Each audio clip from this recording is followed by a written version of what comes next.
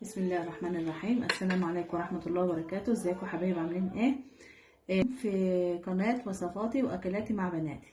النهاردة هنعمل تورلي مكون من لحمة، سمنة بلدي، بهارات، حبهان، ورق لورا، وملح وفلفل وبصل وطماطم، والخضار مشكل كوسة وجزر وفاصوليا وبسلة وبطاطس. هنعمل ايه بقى؟ نبتدي نعمل ايه؟ بسم الله الرحمن الرحيم. هناخد هنا جزء من الخضار هنحطه في قرديرية البراعم،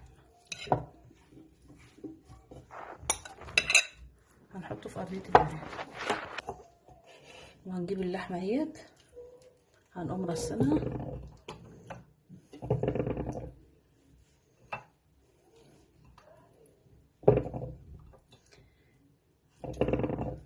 في نص البرام،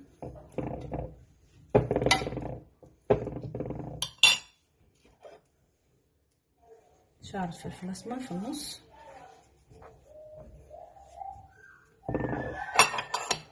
نحط السمنة،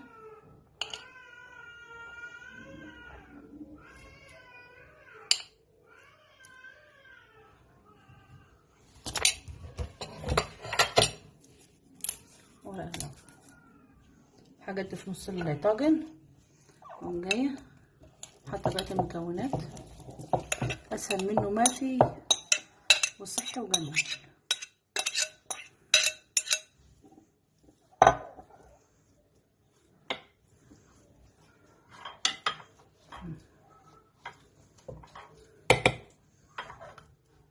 هنحط الفلفل،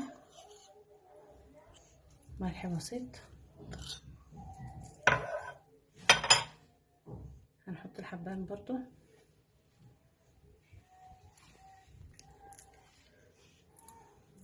حبان يا جماعه،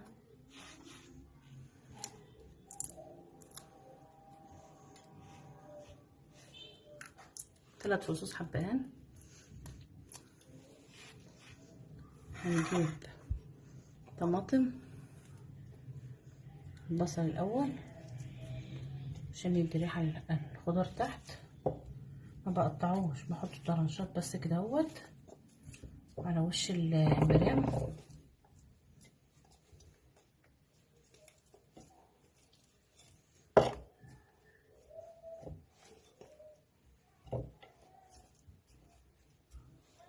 ولسه بقى الطماطم،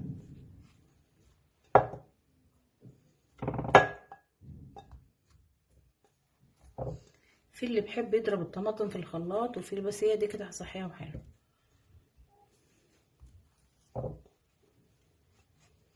بعد ما يستوي نقوم حاطينه بقى في الفرن يحمر وشه ونسويه. ممكن نحطه في الفرن على طول، بس احنا هنحطه في الفرن على طول عشان يستوي براحته، عشان الفخار بيبوظ على النار من فوق. ومتنسوناش في اللايك والشير وتفعيل الجرس مع وصفاتي واكلاتي مع بناتي. ادي البراعم هنقوم بقى حاطينه عليه ميه ونحطه في الفرن، وان شاء الله اشوفكم بعد ما اسويه. هنحط هنا اهو كوبايتين ميه على البراعم،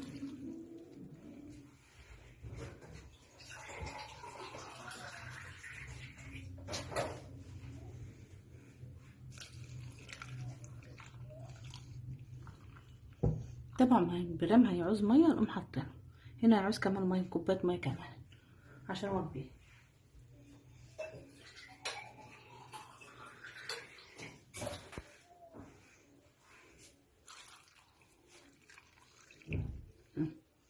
كده اهوت البرام اتعمل اهوت، وانا محطينه فين؟ في فرن البوتاجاز بقى على طول. لما يستوى هنرجع لكم تاني. البرام يا جماعه بعد ما استوى نحط بطايه فيه،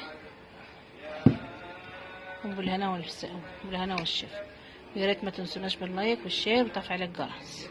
والسلام عليكم ورحمه الله وبركاته.